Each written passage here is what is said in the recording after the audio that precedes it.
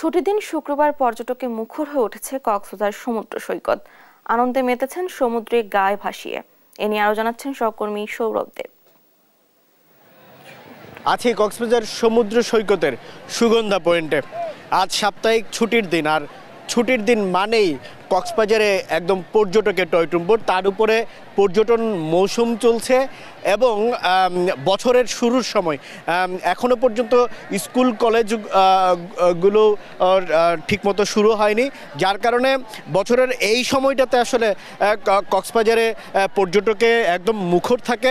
আপনারা নিশ্চয়ই দেখছেন যে মাথার উপরে সূর্য, কিন্তু একদম ভর দুপুর যেটি বলে এই সময়টাতে পর্যটকরা একদম সাগরের নীল জলরাশির সাথে নিজেদের যে মিতালি গড়ে তুলছেন।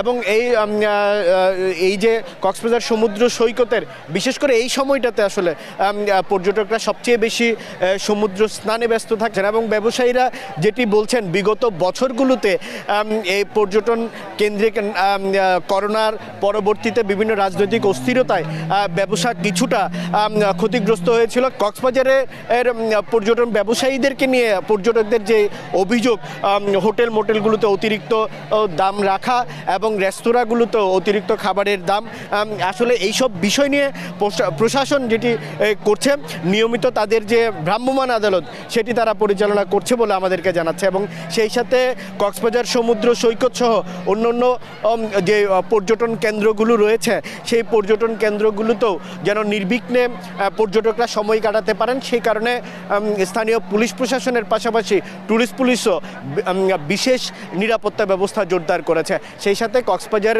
সমুদ্র সৈকতে পর্যটকরা যেন নির্বিঘ্নে তাদের যে সুন্দর সময়টুকু কাটাতে পারেন, সমুদ্র স্নানে যেন কোনো ধরনের দুর্ঘটনা না ঘটে, সে কারণে সেজন্য এখানে রয়েছেন লাইফগার্ড কর্মীরা। তো কক্সবাজার থেকে আমার কাছে এই ছিল সর্বশেষ।